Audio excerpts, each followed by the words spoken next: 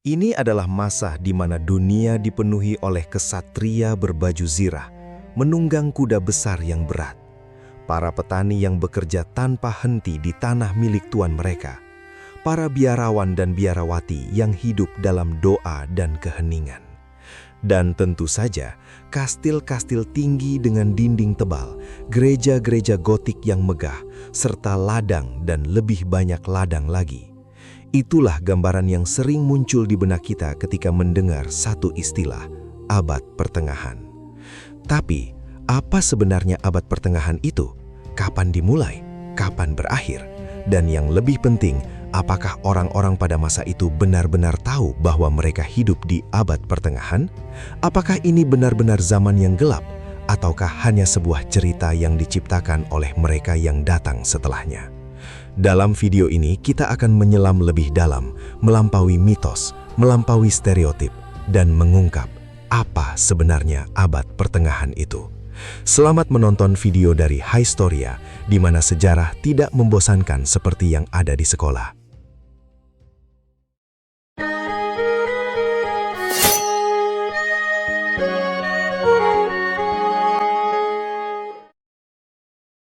Ketika mendengar istilah abad pertengahan, tergambar oleh kita tentang sebuah dunia yang tampak sederhana, keras, dan penuh keterbatasan. Namun, semakin kita mencoba memahami gambaran ini, semakin muncul pertanyaan. Apakah ini benar-benar kenyataan?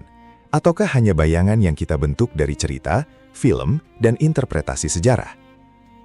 Pertanyaan ini membawa kita pada satu kesadaran penting, bahwa apa yang kita bayangkan tentang masa lalu seringkali bukanlah masa lalu itu sendiri, melainkan hasil dari cara kita memandangnya. Hal paling mengejutkan tentang abad pertengahan adalah kenyataan bahwa tidak ada seorang pun yang hidup di masa itu yang menyebut dirinya hidup di abad pertengahan. Bagi mereka, hidup hanyalah hari demi hari, musim tanam, musim panen, kelahiran, kematian, dan doa. Istilah abad pertengahan sendiri lahir jauh setelah periode itu berakhir. Dalam kajian sejarah, konsep seperti ini dikenal sebagai anakronisme, sebuah penempatan ide atau istilah pada waktu yang sebenarnya tidak mengenalnya. Ini berarti bahwa abad pertengahan bukanlah sebuah identitas yang dimiliki oleh orang-orang di masa itu, melainkan label yang diberikan oleh generasi setelahnya. Seperti halnya kesalahan kecil dalam film sejarah, di mana benda atau kebiasaan modern muncul dalam latar masa lalu, konsep abad pertengahan juga merupakan bentuk penyederhanaan. Ia adalah cara kita, sebagai manusia modern, untuk memberi nama pada sesuatu yang kompleks dan panjang, agar lebih mudah dipahami. Namun, di balik kesederhanaan itu, tersembunyi bias, asumsi, dan bahkan penilaian.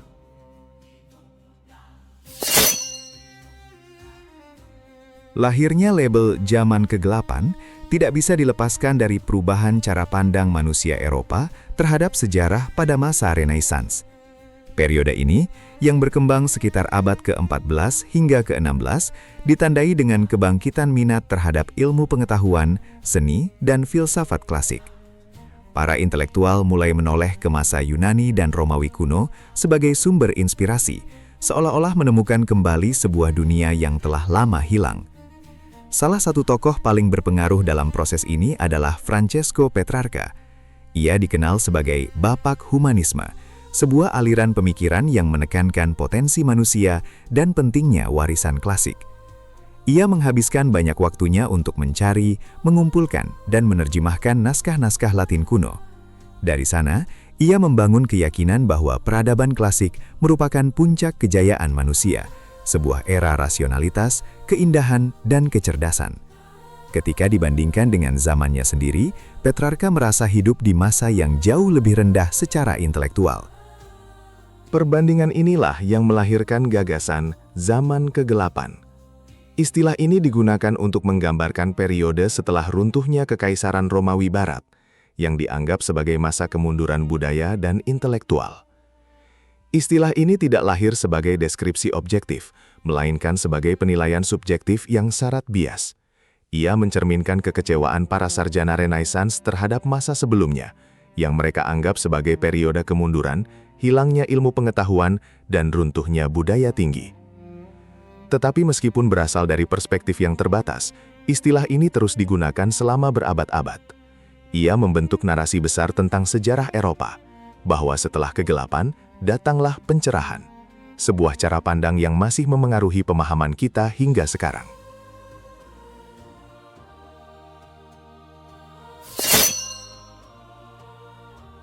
Semua narasi tentang abad pertengahan hampir selalu dimulai dari satu peristiwa besar, jatuhnya Kekaisaran Romawi Barat. Runtuhnya kekaisaran ini bukan sekedar pergantian kekuasaan politik, melainkan sebuah perubahan mendasar dalam struktur kehidupan masyarakat Eropa. Selama berabad-abad sebelumnya, Kekaisaran Romawi Barat telah menyediakan stabilitas, hukum, jaringan jalan, serta sistem administrasi yang terorganisir. Ketika kekuasaan itu runtuh, seluruh sistem yang menopang kehidupan sehari-hari ikut terguncang.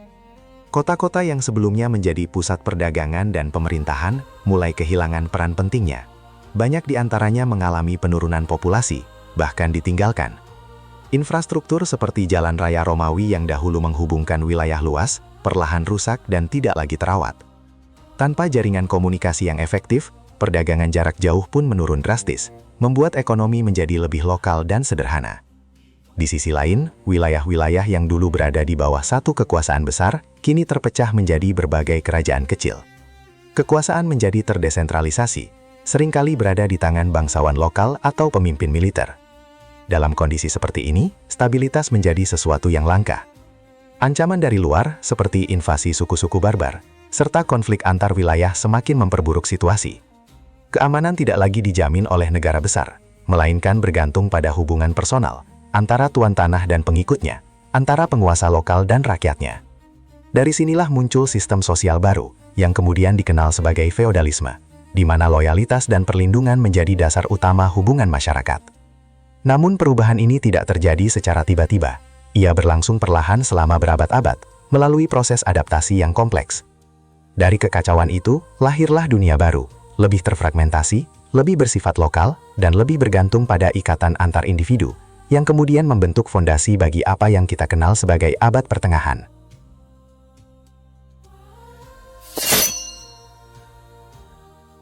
Dalam dunia baru pasca runtuhnya Romawi, muncul sebuah sistem yang mengatur hampir seluruh aspek kehidupan, yaitu feodalisme. Sistem ini dibangun atas hubungan timbal balik antara perlindungan dan kesetiaan. Di puncak hierarki, raja secara simbolis dianggap sebagai pemilik seluruh tanah. Ia kemudian membagikan wilayah kepada para bangsawan sebagai imbalan atas loyalitas dan dukungan militer. Para bangsawan ini, pada gilirannya, memberikan perlindungan kepada para petani dan penduduk yang tinggal di tanah mereka. Di tingkat paling bawah terdapat para petani, banyak di antaranya adalah serf, orang-orang yang terikat pada tanah dan tidak bebas untuk pergi. Mereka bekerja mengolah ladang, menanam gandum, memelihara ternak, dan memenuhi kebutuhan hidup komunitas lokal. Sebagai imbalannya, mereka mendapatkan perlindungan serta hak untuk tinggal dan menggarap sebagian kecil tanah untuk diri sendiri. Ini bukan sistem yang setara, tetapi bagi banyak orang pada masa itu, ini adalah satu-satunya cara untuk bertahan hidup dalam dunia yang penuh ketidakpastian. Kehidupan sehari-hari sebagian besar orang sangat terbatas secara geografis. Mereka lahir, hidup, dan meninggal di desa yang sama, jarang sekali bepergian jauh. Dunia mereka kecil, batasnya ladang, hutan, sungai, dan gereja. Namun di dalam keterbatasan itu, ada keteraturan yang kuat. Waktu diukur bukan dengan jam, tetapi dengan musim tanam, panen, dan masa dingin. Tradisi dan agama memainkan peran penting dalam memberi makna dan arah hidup. Meskipun sering digambarkan sebagai masa yang keras dan penuh keterbatasan, kehidupan di dunia feodal juga menawarkan bentuk stabilitas tersendiri. Dalam dunia yang lebih luas mungkin kacau, tetapi di tingkat lokal, ada struktur yang jelas, peran yang dipahami, dan rasa kebersamaan yang kuat. Bagi banyak orang, hidup mungkin sederhana, namun tetap memiliki ritme, tujuan, dan makna yang mendalam.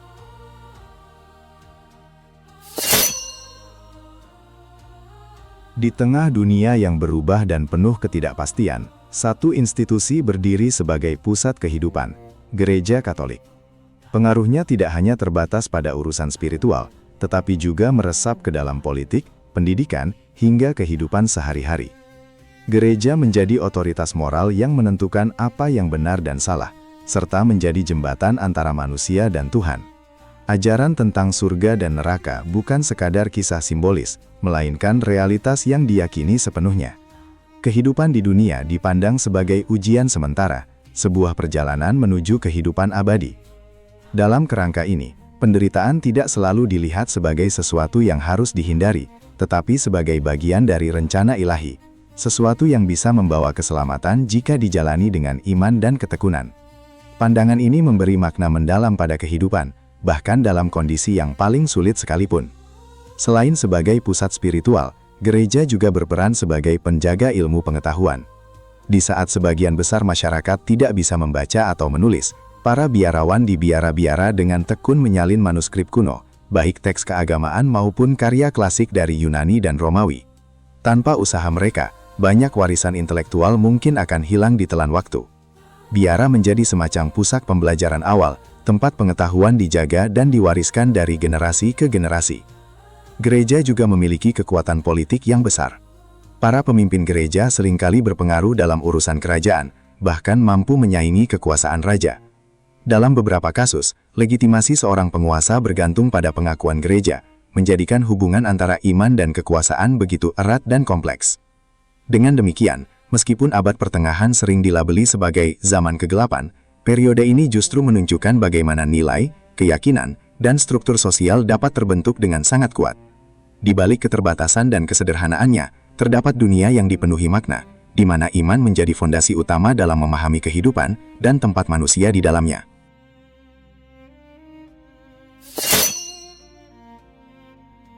Ketika kita memperluas pandangan ke luar Eropa pada masa yang sama, cerita tentang abad pertengahan menjadi jauh lebih kompleks dan beragam.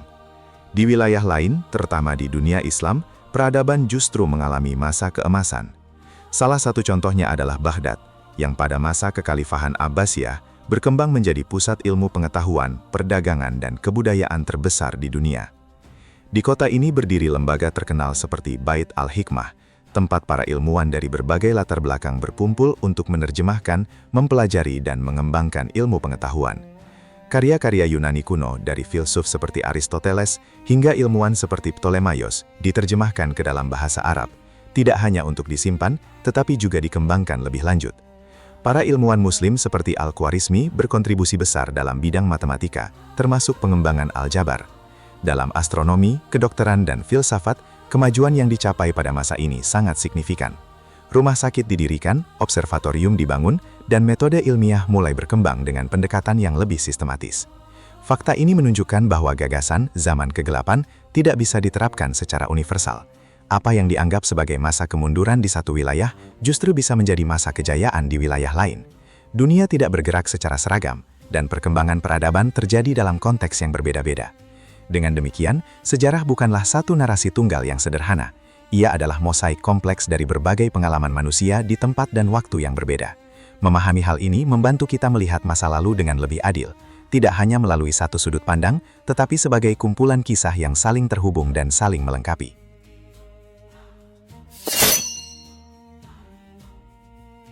Jika kita mencoba menjawab pertanyaan sederhana, kapan sebenarnya abad pertengahan dimulai dan berakhir, kita justru akan masuk ke wilayah yang tidak sesederhana kelihatannya.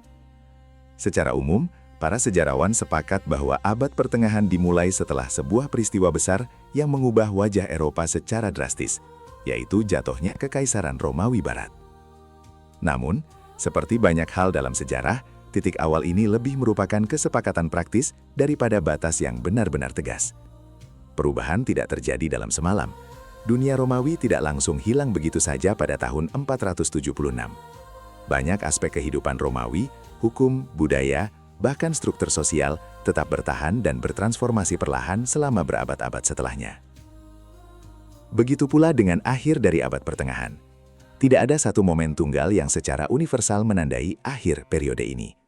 Sebaliknya, para sejarawan biasanya menunjuk beberapa peristiwa besar sebagai penanda perubahan menuju dunia modern. Salah satunya adalah kejatuhan Konstantinopel, ketika ibu kota Kekaisaran Romawi Timur akhirnya jatuh ke tangan Kesultanan Utsmani. Peristiwa ini sering dianggap sebagai simbol berakhirnya sisa-sisa dunia Romawi kuno. Lalu, perjalanan Christopher Columbus yang membuka era eksplorasi global dan memperluas cakrawala dunia Eropa secara drastis.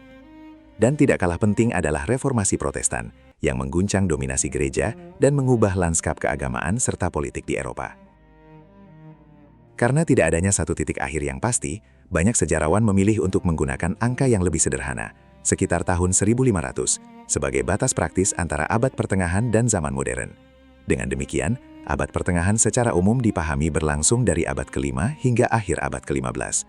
Sebuah rentang waktu sekitar 1000 tahun, cukup panjang untuk mencakup perubahan besar dalam berbagai aspek kehidupan manusia. Meskipun sering dibicarakan sebagai satu kesatuan, abad pertengahan sebenarnya terdiri dari beberapa fase yang berbeda. Para sejarawan biasanya membaginya menjadi 3 periode utama untuk memudahkan pemahaman terhadap perubahan yang terjadi. Periode pertama dikenal sebagai abad pertengahan awal, yang berlangsung kira-kira dari abad ke-5 hingga abad ke-11. Ini adalah masa setelah runtuhnya Romawi ketika Eropa mengalami transisi besar. Struktur politik berubah, kota-kota menyusut, dan kehidupan menjadi lebih berpusat pada pedesaan. Pada masa ini, banyak wilayah masih dalam proses menyesuaikan diri dengan dunia baru yang terbentuk setelah hilangnya kekuasaan pusat. Periode berikutnya adalah puncak abad pertengahan, yang berlangsung dari abad ke-11 hingga abad ke-14. Inilah masa di mana Eropa mulai bangkit kembali, populasi meningkat, pertanian berkembang, dan kota-kota mulai tumbuh kembali. Perdagangan menjadi lebih aktif, dan muncul berbagai institusi penting, termasuk universitas-universitas pertama. Ini juga merupakan masa ekspansi, konflik, dan perubahan sosial yang signifikan. Kemudian kita memasuki abad pertengahan akhir, yang berlangsung dari abad ke-14 hingga abad ke-15. Periode ini ditandai oleh berbagai krisis besar, termasuk wabah penyakit, konflik berkepanjangan, dan ketegangan sosial. Namun, di tengah semua itu, muncul pula benih-benih perubahan yang akan membawa Eropa menuju era baru. Pemikiran mulai berkembang, struktur lama mulai dipertanyakan, dan dunia perlahan bergerak menuju apa yang kita kenal sebagai zaman modern.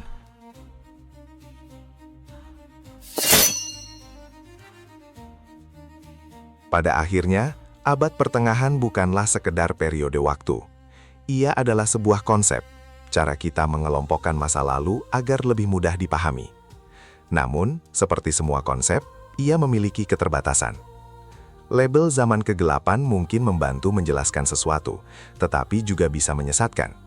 Ia menyederhanakan sesuatu yang sebenarnya kompleks, mengabaikan variasi pengalaman, dan seringkali mencerminkan bias dari mereka yang menciptakannya. Sejarah bukan hanya tentang apa yang terjadi, tetapi juga tentang bagaimana kita memilih untuk menceritakannya. Dan dalam kasus abad pertengahan, mungkin sudah saatnya kita melihatnya bukan sebagai masa kegelapan, tetapi sebagai periode yang penuh perubahan, tantangan, dan kontribusi penting bagi dunia yang kita kenal hari ini. Karena bisa jadi, abad pertengahan tidak pernah benar-benar gelap. Kitalah yang selama ini melihatnya melalui bayangan yang diciptakan oleh sejarah itu sendiri.